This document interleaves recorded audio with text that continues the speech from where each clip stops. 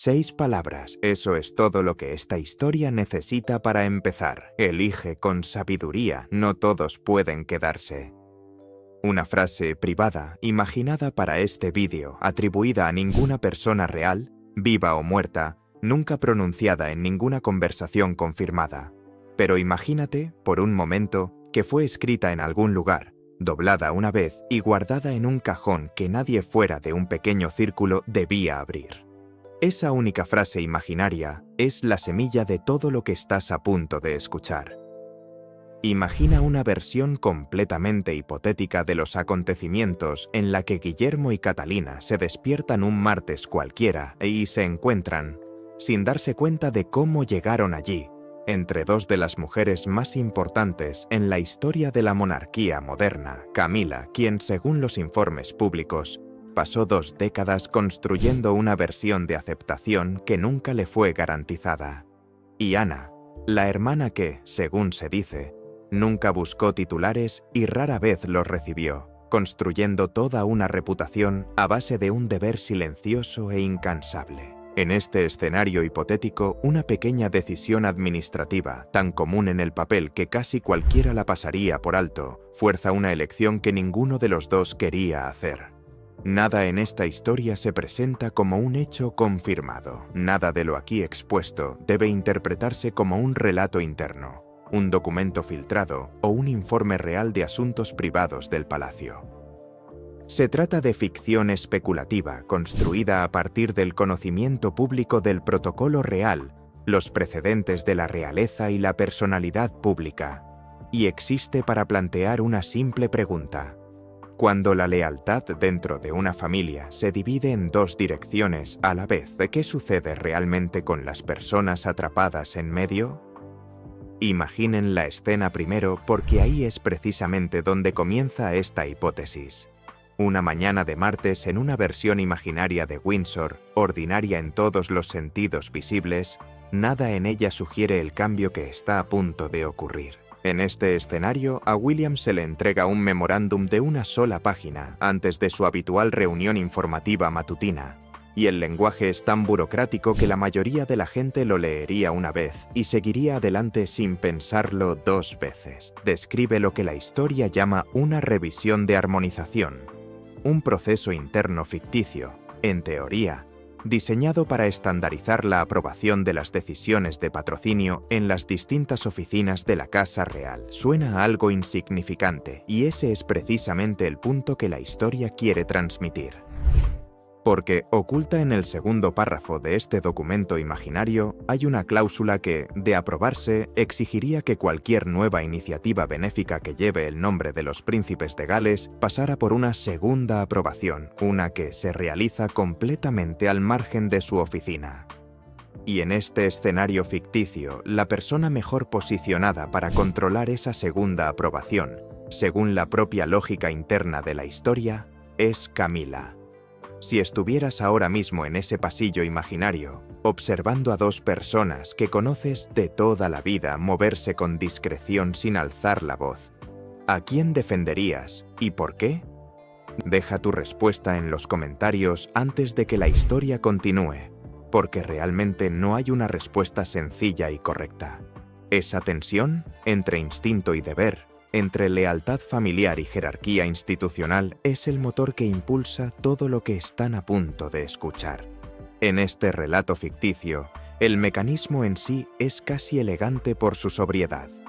Nadie grita en esta historia, nadie da un portazo ni sale furioso de una habitación. La revisión de armonización, como se presenta en la historia, no rechaza nada de plano. Simplemente introduce una demora, un hipotético período de espera de 90 días antes de que se pueda anunciar públicamente cualquier nueva iniciativa conjunta bajo el nombre de Gales. Durante este tiempo, un comité de supervisión ficticio, que nunca se afirma que sea un organismo real del palacio, ni se presenta como verificado, revisa algo que el documento imaginario denomina alineación entre las distintas casas. En esta versión, esa frase cumple una función silenciosa pero crucial.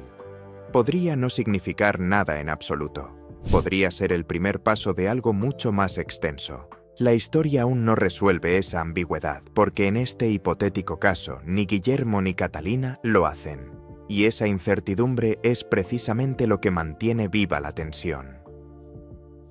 Para comprender cómo pudo surgir esta tensión imaginaria, imaginemos que la historia retrocede 18 meses. En este flashback ficticio hay una iniciativa modesta, casi olvidable, llamémosla, solo para efectos de este relato especulativo, la beca de continuidad, un nombre ficticio para un hipotético programa de mentoría que empareja a militares retirados con jóvenes de comunidades rurales marginadas. Se imagina como un proyecto pequeño y discreto, justo el tipo de iniciativa que, según se dice, las oficinas reales emprenden precisamente porque no genera titulares ni atrae la atención no deseada. En este escenario se propone inicialmente, de forma conjunta, con aparente buena voluntad por ambas partes, sin rastro de tensión. Es el tipo de programa que, en esta historia, recibe elogios internos en lugar de titulares de primera plana. Nadie imaginaba en este punto inicial que se convertiría en la semilla de algo más grande. Pero imaginemos que la historia cambia ahora, lentamente, como suele suceder en la ficción cuando la premonición necesita espacio para desarrollarse antes de dar sus frutos. Tras unos meses de esta hipotética beca de continuidad, la correspondencia, completamente inventada para esta narración, sin basarse en ningún intercambio real, se vuelve notablemente más vaga. Las respuestas que antes llegaban en un día, ahora tardan una semana y luego más. Un hipotético asistente subalterno, antes entusiasmado con el proyecto, empieza a evadir las preguntas sobre la programación con frases como «Todavía estamos ultimando los detalles internos». En este mundo ficticio, nada de lo que se dice en voz alta resulta alarmante por sí solo. Es el tono implícito lo que un oyente atento, o, en este caso, un miembro de la realeza imaginario y perspicaz, podría empezar a notar primero. Y entonces, en la historia, llega la frase que se convierte en una especie de silenciosa señal de alerta para cualquiera que preste atención. Se avecinan nuevas directrices. Volveremos a contactarles cuando estén definidas. Nadie explica cuáles son esas directrices, nadie dice cuándo se supone que llegarán. En este relato imaginario, esa vaga frase marca el momento en que el terreno bajo el que se asienta la historia empieza a tambalearse, casi imperceptiblemente. Antes de que la trama dé un giro, imagina una capa más de este flashback ficticio, porque la historia quiere que permanezcas un poco más dentro del programa de becas de continuidad antes de que algo cambie. Según este relato ficticio, el éxito inicial del programa es modesto pero genuino. Un puñado de militares retirados emparejados con adolescentes en 3 comunidades rurales. Informes trimestrales que, en esta narración imaginaria, se leen más como una historia de éxito discreta que como algo que requiera supervisión de ningún tipo. En este escenario, se imagina a William visitando uno de los sitios personalmente, sin previo aviso, y asistiendo a una sesión donde un oficial retirado ayuda a un joven de 16 años a completar una solicitud de ingreso a la universidad por primera vez. Es un pequeño momento humano del tipo que la historia incluye deliberadamente para que todo lo que sigue resulte más impactante, porque nada en este programa, en este relato ficticio, sugería que necesitara una revisión de armonización de ningún tipo. Es precisamente por eso que el cambio final se siente, dentro de la historia, tan desproporcionado a lo que alguien realmente hizo mal. Nadie hizo nada malo. Esa es la sutil insistencia de la historia, repetida de diferentes formas a lo largo de cada acto de esta hipótesis. Imaginemos también una conversación ficticia entre Catalina y un hipotético asesor de comunicaciones, aproximadamente un año antes de la mesa redonda, donde Catalina pregunta, en este intercambio ficticio, si otras oficinas de la Casa Real han sido informadas sobre los planes de expansión de la fraternidad. El asesor en este escenario responde que sí, que todo se ha distribuido. Práctica habitual, nada fuera de lo común. En retrospectiva, dentro de la propia lógica interna de la historia, Esa respuesta resulta ser técnicamente cierta, pero sustancialmente engañosa. La información se distribuyó, pero las conversaciones de seguimiento que debían acompañarla nunca se produjeron. Es un pequeño detalle imaginario, fácil de pasar por alto en una primera lectura, pero es precisamente el tipo de brecha institucional a la que la narración regresa constantemente. No malicia, sino la lenta erosión de la comunicación que ocurre cuando las grandes oficinas dan por sentado que alguien más se encarga del seguimiento. Aquí es donde la trama ficticia da un giro inesperado. En este escenario aparece un documento, no a través de una confrontación dramática, ni por una filtración o un informante, sino por el mera casualidad de una carpeta compartida que nunca se había vuelto a configurar tras una reorganización del personal. El encabezado de este documento ficticio reza, según la historia, Marco de alineación de la familia real, fase 2. En este hipotético caso, nadie debía ver la fase 2 todavía. La fase 1 era simplemente la revisión de 90 días. La fase 2, en el contexto ficticio de este vídeo, amplía el alcance de dicha revisión para abarcar la estrategia de comunicación pública de cualquier iniciativa real conjunta en el futuro. Es decir, en la lógica interna imaginada de la historia, no solo las decisiones de financiación, sino también el lenguaje, los plazos y la forma de presentarlos. Es la diferencia, argumenta la historia, entre una demora y un filtro. Y una vez que William, en este escenario, comprende plenamente esa distinción, todo cambia. Imaginemos brevemente otro hilo conductor antes de pasar a Anne, porque la historia quiere ampliar un poco el panorama. Según este relato ficticio, William lleva el memorándum de la fase 1 a una secretaria privada de confianza, alguien que, según se dice, ha trabajado en varias oficinas de la Casa Blanca a lo largo de los años y entiende, en esta versión, cómo suelen circular estos documentos.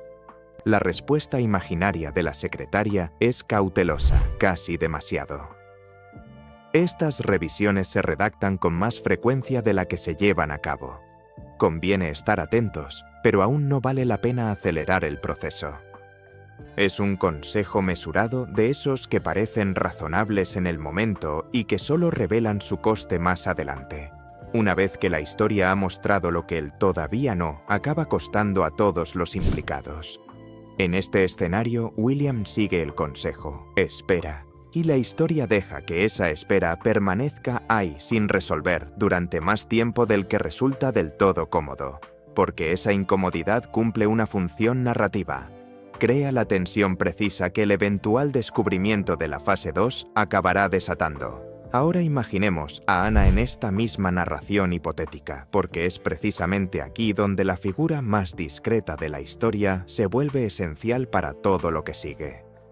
Meses antes, según este relato ficticio, Anna habría expresado en privado una versión de estas mismas preocupaciones, en una conversación que la historia imagina que tuvo lugar durante una tranquila merienda, con la sobriedad que caracteriza a Anna en las obras de ficción, pues su reputación pública se basa precisamente en esa misma discreción.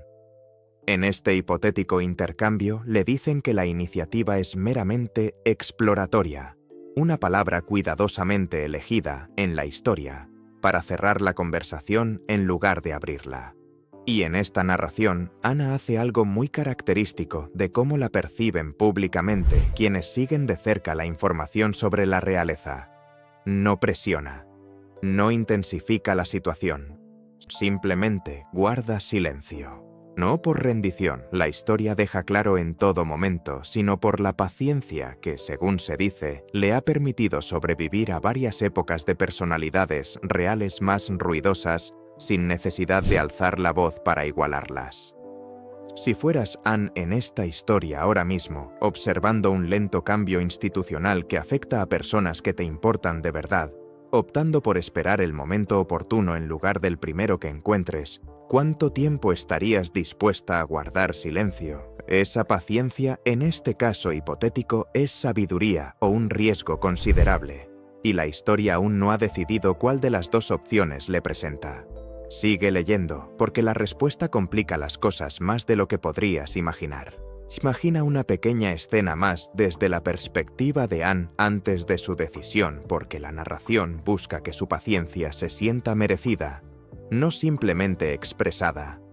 Según este relato ficticio, en las semanas posteriores a que le dijeran que la iniciativa era meramente exploratoria, Anne solicita un informe rutinario, nada inusual, nada que pudiera levantar sospechas en el sistema, y lo compara discretamente con lo que ya había escuchado en aquella tranquila conversación tomando el té meses atrás. En esta historia, ella no confronta a nadie con la discrepancia. Ella simplemente lo anota, lo archiva mentalmente y continúa con sus compromisos públicos tal como estaban programados, sin el menor cambio visible en su actitud. Es el tipo de contención imaginaria al que la historia vuelve una y otra vez. No pasividad, insiste la narración, sino una forma de observación muy deliberada, de esas que solo dan frutos cuando finalmente se presenta el momento oportuno. El punto de inflexión llega cuando Anne, en esta versión ficticia, finalmente actúa, con discreción, premeditación y sin dramatismo alguno. Comparte el documento de la fase 2 directamente con William, saltándose por completo los canales habituales de la familia, adjuntando únicamente una breve nota manuscrita. En esta versión imaginaria, la nota dice simplemente: deberías ver esto antes de que se finalice. Haz tus preguntas ahora, no después. No hay ninguna acusación, ningún drama. Solo información entregada justo en el momento más crucial para quienes la reciben. Es el tipo de gesto que la historia presenta como totalmente propio de ella. No una traición a nadie, sino una corrección discreta, ofrecida en privado a las dos personas que necesitaban verla antes de que fuera demasiado tarde para hacer preguntas. Y aquí es donde los ficticios William y Catherine toman la que la historia considera su decisión más importante. En este relato imaginario no confrontan a nadie directamente. No convocan una reunión de emergencia para acusar. En cambio, en la historia hacen algo más discreto y, como se argumenta repetidamente, considerablemente más contundente. Elaboran su propio marco procedimental, un conjunto de reglas transparentes y escritas sobre cómo se aprueban las iniciativas conjuntas, documentadas públicamente desde el principio y aplicables por igual a todas las oficinas de la Casa Real, incluida la de Camilla, sin excepción. No se presenta como una contramedida basada en la sospecha o el resentimiento. Es una estructura construida enteramente sobre la claridad, del tipo que, en este hipotético caso, hace innecesaria cualquier futura fase 2, porque la ambigüedad de la que dependía para funcionar ya no tiene dónde esconderse. Antes de que la historia llegue a su punto de inflexión imaginario, si estuvieras asesorando a William y Catherine en este escenario, habrías optado por una conversación directa e incómoda en lugar de una solución procedimental discreta. Dinos qué enfoque crees que funciona mejor en un hipotético caso tan delicado, porque el clímax de la historia está a punto de poner a prueba esa elección ante todos los implicados. Antes de la mesa redonda, imaginemos un último momento de preparación, pues la historia busca que comprendamos qué lleva cada persona consigo al entrar en la sala.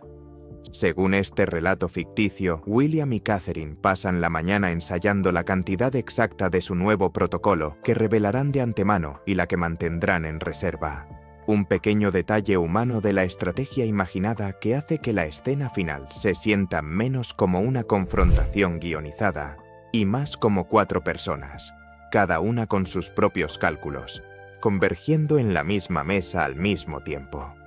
Camila en este relato pasa la mañana revisando línea por línea el texto original de la fase 1, intentando comprender en esta historia ficticia cómo algo que pretendía ser protector terminó interpretándose para los demás como algo más cercano al control.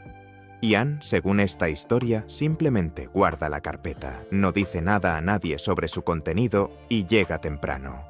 Un pequeño detalle imaginario que la narración incluye deliberadamente, porque llegar temprano, según la lógica de esta historia, es en sí mismo una declaración silenciosa sobre la seriedad con la que ha decidido abordar el momento. Imaginemos ahora la mesa redonda imaginaria, la escena hacia la que se ha ido construyendo silenciosamente toda la historia desde su primera línea. 4 miembros de la realeza sentados en este relato ficticio alrededor de una mesa que existe únicamente para los fines de esta narración especulativa. Guillermo, Catalina, Camila y Ana. En este escenario, Camila inicia la conversación y su tono, tal como lo imagina la historia, es mesurado en lugar de defensivo, cuidadoso en lugar de combativo. La revisión nunca tuvo la intención de retrasar a nadie. Dice, según este intercambio ficticio, tenía como objetivo protegernos a todos de este tipo de malentendidos antes de que ocurrieran. Guillermo en la historia responde con serenidad sin alzar la voz. Entonces debería haberse compartido con nosotros, no descubierto por casualidad. Catalina añade en este diálogo imaginario la frase que la historia trata como un punto de inflexión en toda la escena. Ninguno de nosotros se beneficia realmente de una monarquía donde la confianza debe reconstruirse a posteriori. Ian, cuando finalmente interviene en esta mesa redonda ficticia, solo dice: «Esperé porque creía sinceramente que se resolvería solo. No fue así. La culpa es mía tanto como de cualquiera de los presentes en esta mesa». En este relato ficticio, el intercambio no termina ahí. Según la historia, Camila continúa su primera frase con algo un poco más vulnerable. He pasado mucho tiempo en esta familia aprendiendo que ser visible y ser digno de confianza no son lo mismo. Y dejé que esa lección me empujara hacia el secretismo cuando debería haberme impulsado hacia la sinceridad. Es una admisión imaginaria que la historia trata con cuidado, no como una confesión completa de una mala acción, porque en esta narración nunca hubo ninguna mala acción que confesar, sino como un relato honesto de cómo el instinto se impuso al juicio. William, en este escenario, asiente lentamente y dice: «Entiendo el instinto. No creo que ninguno de los dos creciera con muchas razones para confiar en que la visibilidad sería bien recibida». Es un pequeño momento imaginario de inesperado entendimiento mutuo entre dos personas que hasta este punto la historia ha mantenido a una distancia prudencial. Según esta mesa redonda ficticia, Catherine añade una frase más antes de que la conversación avance. «Prefiero que construyamos algo imperfecto juntos, a la vista de todos, que algo perfecto que solo unos pocos lleguen a ver». Y es Anne, en este intercambio imaginario, quien cierra ese hilo con la frase más seca que se le atribuye en todo el episodio. Entonces, quizás deberíamos haber empezado hace 18 meses y habernos ahorrado 90 días. En este relato ficticio provoca una risa casi genuina entre los presentes. Breve, ligeramente tensa, pero real, el tipo de risa que la historia utiliza deliberadamente para indicar que la tensión existente ha comenzado a disiparse silenciosamente. Es en este preciso momento, en la historia, cuando Anne coloca una carpeta sobre la mesa. Un último elemento imaginario para esta narración completamente ficticia. Dentro, una sola nota manuscrita, inventada exclusivamente para este relato especulativo y nunca atribuida a ninguna figura histórica real ni a ningún documento real, que dice simplemente: «Las instituciones sobreviven con reglas que todos pueden ver, nunca sobreviven con reglas que solo algunos conocemos». La historia presenta esta frase como una especie de principio rector, más que como un documento real extraído de algún archivo. Un recurso ficticio destinado a sustentar el tema central del episodio. Nada más, nada que atribuya mayor relevancia. Y entonces llega el giro que esta historia ha estado ocultando desde su inicio. Oculto en la última página del documento ficticio de la fase 2, la página a la que nadie en este escenario había llegado todavía, se encuentra el origen real e imaginario de toda la revisión. No se trata de una lucha de poder, según esta narración ficticia, sino de una modesta causa completamente inventada llamada Iniciativa Juvenil Costera. Un término ficticio para un programa hipotético que, en esta historia, había sido propuesto discretamente y por separado en la oficina de Camila meses antes, mucho antes de que existiera la beca de continuidad de William y Catherine. En esta narración, el equipo de Camila, según se cuenta en este relato ficticio, estaba preocupado por dos iniciativas reales superpuestas que competían por la misma base de donantes y la misma atención mediática. La torpe y excesivamente compleja revisión de armonización fue, según esta versión ficticia, una reacción exagerada y ansiosa más que una maniobra deliberada contra alguien. En su acto final, la historia replantea todo el conflicto imaginario, no como una rivalidad, sino como una mala comunicación disfrazada de burocracia. En esta resolución hipotética, los 4 miembros de la realeza acuerdan algo sorprendentemente sencillo. Cada futura iniciativa conjunta se registrará en un calendario compartido y visible en todas las oficinas de la Casa Real, y será revisada por un comité rotativo de 2 personas en lugar de por una sola oficina. Las decisiones se emitirán en un plazo de 2 semanas en vez de los 90 días originales. En este final ficticio, Camila conserva su título, su papel público y su posición intactos. En ningún momento se trató de excluir a nadie de nada. Siempre se trató simplemente de subsanar una laguna procesal que había permitido que la ambigüedad hiciera silenciosamente el trabajo que una conversación honesta debería haber hecho desde el principio. En este relato completamente ficticio, lo que cada personaje aprende resulta ser sutilmente diferente. William aprende que la confianza institucional debe cultivarse deliberadamente, nunca simplemente darse por sentada. Catherine aprende que la claridad, ofrecida con prontitud y sin ponerse a la defensiva, desarma mucho más que cualquier confrontación. Camila aprende que proteger una institución a veces requiere mucha más transparencia de la que el instinto por sí solo desearía. Y Anne, en esta versión, aprende algo un poco más difícil de asimilar: que la paciencia es una verdadera fortaleza hasta el preciso momento en que se convierte silenciosamente en una demora que le cuesta más a alguien que a ella.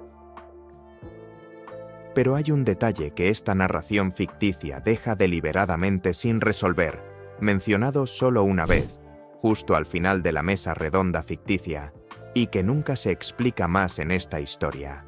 Una segunda carpeta, sin abrir, reposa silenciosamente al borde de la mesa mientras la atención de todos se desvía hacia otro lado. Nadie pregunta por ella. Nadie se ofrece a explicar qué contiene ni a quién se supone que concierne. El contenido de esa carpeta y por qué Anne decidió traerla a la habitación si no pensaba abrirla es una pregunta que esta historia deja para otro momento. Antes de alejarnos por completo de la mesa redonda, imaginemos otro intercambio que la historia sitúa justo al final de la escena, casi como una ocurrencia tardía, aunque no lo es en absoluto. Según este relato ficticio, antes de que alguien se levante de la mesa, William se dirige al grupo y hace una pregunta sencilla e improvisada. ¿Qué hacemos la próxima vez que algo así empiece, antes de que pasen 90 días? Nadie responde de inmediato en esta versión. Es Catherine quien finalmente ofrece la respuesta que la historia parece querer dejar clara.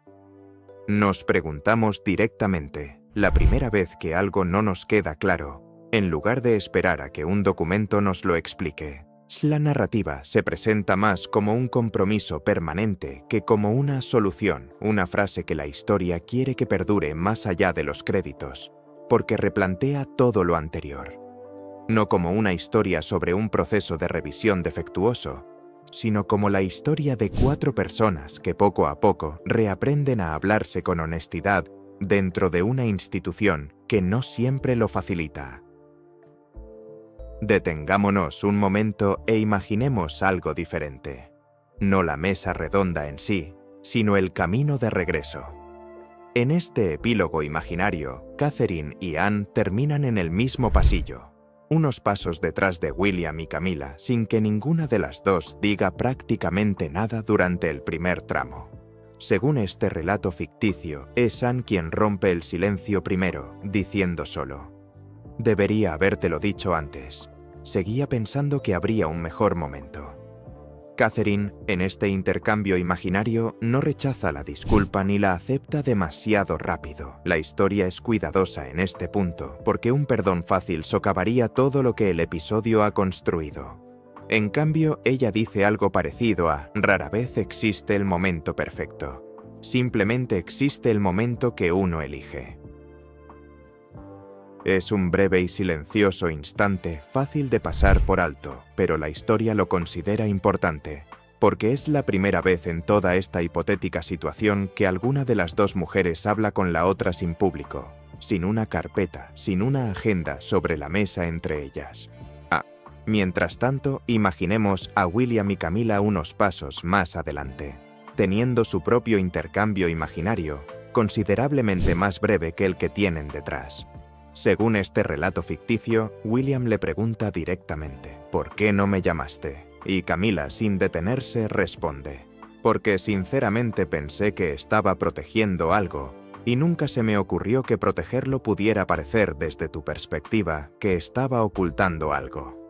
La historia no lo presenta como una excusa, se presenta como el tipo de respuesta que solo se vuelve completamente honesta una vez que alguien ya ha sido descubierto, lo cual constituye una sutil ironía de la que la narración parece ser plenamente consciente. Imaginemos también un pequeño detalle imaginario que la historia casi pasa desapercibido. Un detalle al que algunos espectadores quizás quieran dedicarle más tiempo que a otros. Durante la escena de la mesa redonda, antes de que Anne coloque su carpeta sobre la mesa, hay un breve instante en el que Camila y Anne cruzan miradas, según este relato ficticio, y ninguna de las dos aparta la vista primero. En la narración no es una mirada hostil, es algo más cercano al reconocimiento. Dos mujeres que cada una a su manera han pasado años soportando el escrutinio público para que otros miembros de la familia no tuvieran que hacerlo. La historia no se detiene en ello, simplemente deja que el momento exista brevemente antes de pasar a la carpeta. Si esta versión completamente hipotética de los hechos les resulta extrañamente plausible, vale la pena detenerse a preguntarse por qué, porque ese es precisamente el objetivo. Este tipo de narración especulativa funciona precisamente porque se basa en hechos de dominio público, protocolo, precedentes, la forma en que se han descrito y observado las relaciones a lo largo de los años, reorganizados en un escenario que nunca ocurrió pero que fácilmente podría haber sucedido, dado todo lo que entendemos colectivamente sobre cómo funcionan, supuestamente, instituciones como esta tras su aparente calma pública. Ninguno de los documentos de esta historia es real. Ninguna de las citas es real. La beca de continuidad y la iniciativa juvenil costera son nombres ficticios, creados específicamente para que esta historia no corra el riesgo de implicar nada sobre una organización benéfica real o un programa real vinculado a alguna oficina real. Cada miembro de la realeza mencionado en este texto fue escrito de forma deliberada y coherente, con respeto. Se trata de un experimento mental dramatizado sobre cómo la presión institucional y la lealtad familiar podrían chocar, no de una acusación contra personas reales que viven vidas reales fuera del marco de este video. También vale la pena detenerse aquí para observar lo que esta historia optó deliberadamente por no imaginar, porque su ausencia es tan reveladora como cualquier cosa incluida. En esta narración no hay ningún escándalo inventado. Ningún romance ficticio, ninguna irregularidad financiera fabricada, ninguna crisis sanitaria inventada como recurso dramático barato para aumentar artificialmente la tensión. La tensión en este caso hipotético proviene de algo mucho más mundano, y según el funcionamiento habitual de estas instituciones, mucho más plausible. Una falta de comunicación, un instinto cauteloso que se convirtió en secretismo y 4 personas que poco a poco recuperan la transparencia sin necesidad de culpar a nadie por la distancia que se había creado entre ellas. Esta contención es deliberada. Las instituciones reales, según los informes públicos de numerosas casas reales a lo largo de décadas, rara vez se fracturan por traiciones dramáticas puntuales. suelen, con mucha más frecuencia, dejarse llevar de forma discreta, procedimental, correo electrónico a correo electrónico, y esta situación es mucho más difícil de contar con éxito, razón por la cual este relato especulativo se centró tanto en los pequeños y poco glamurosos detalles de los memorandos, las respuestas tardías y los permisos de almacenamiento compartido, en lugar de buscar algo más sensacionalista. Imaginemos una última escena hipotética antes de cerrar este capítulo de la historia. Semanas después de la mesa redonda, según este relato ficticio, la primera iniciativa conjunta bajo el nuevo marco de transparencia se lanza discretamente.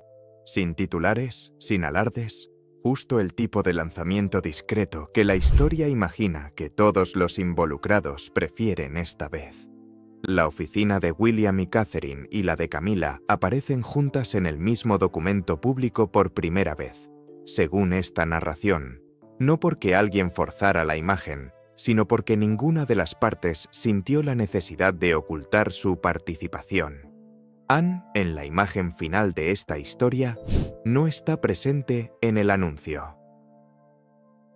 En cambio, se la imagina visitando un pequeño programa comunitario completamente ajeno a todo esto, realizando el tipo de trabajo discreto y poco glamuroso que la historia ha sugerido a lo largo de todo el relato, que es donde siempre se ha sentido más cómoda, fuera del foco de atención, haciendo el trabajo real en lugar de gestionar la narrativa que lo rodea. Imaginemos un nivel más allá cómo la historia decide manejar a sus personajes secundarios en este tramo final, pues incluso los personajes menos importantes encuentran aquí una resolución discreta. El secretario privado que una vez aconsejó a William que observara en lugar de intensificar la situación, reflexiona en privado sobre ese consejo y reconoce ante un colega que la actitud de observar casi le costó a la familia algo mucho más valioso que un anuncio tardío. Casi les costó la confianza mutua. El joven asistente, a quien se le había instruido para que sus respuestas fueran deliberadamente vagas, pasa, más adelante ese mismo año, a un puesto con directrices más claras y mucha menos ambigüedad. Un pequeño detalle que la historia incluye casi de pasada, pero que sugiere que las repercusiones de toda esta hipótesis se extendieron mucho más allá de los 4 miembros de la realeza que la protagonizan. Las instituciones, parece sugerir esta historia a lo largo de toda la trama, se componen de docenas de pequeñas decisiones tomadas por personas que nunca participan directamente en la toma de decisiones. Y esta ficción se encarga de no olvidarlo. Y ese sutil contraste, sugiere la historia en su desenlace, podría ser la clave. Camila aprendió a liderar con franqueza en lugar de cautela. William y Catherine aprendieron que la claridad, ofrecida a tiempo, vale más que el control ejercido tarde. Y Anne, fiel al personaje que esta obra de ficción ha construido para ella desde la primera escena, simplemente volvió a hacer el trabajo que nadie observaba, aparentemente en paz con ello, según la versión que esta historia imagina de quién es. Hay una última imagen imaginada que vale la pena compartir antes de que la historia termine. Imaginen meses después en esta línea temporal completamente ficticia, un documento interno nada dramático. Solo una revisión rutinaria de cómo ha funcionado el nuevo marco de transparencia desde su adopción, que señala, según el propio registro imaginario de esta historia, 0 anuncios retrasados, 0 aprobaciones disputadas y un notable aumento en las iniciativas interfamiliares propuestas conjuntamente en lugar de por separado. No es un final triunfal como a veces buscan estas historias. Es más sobrio, deliberadamente. La historia nunca necesitó un villano derrotado ni una jerarquía trastocada para tener un final satisfactorio. Solo necesitó 4 personas que, según se dice, ya se respetaban, para encontrar el camino de regreso a algo parecido a la honestidad directa, una solución de procedimiento y una conversación sincera a la vez. Así que, por última vez, hipotéticamente hablando, si hubieras estado sentado en esa mesa imaginaria, ¿de qué lado te habrías puesto? ¿Habrías abierto esa segunda carpeta o la habrías dejado donde estaba? Todavía no hay una respuesta clara, y nunca se pretendió que la hubiera. Lo que esa carpeta sin abrir podría contener, y si la propia Anne recuerda siquiera lo que hay dentro después de todo este tiempo, es un cabo suelto que la historia deja deliberadamente abierto, porque algunas preguntas son más interesantes sin respuesta que respondidas. Y ahí es precisamente donde retomaremos la historia la próxima vez. Gracias por ver.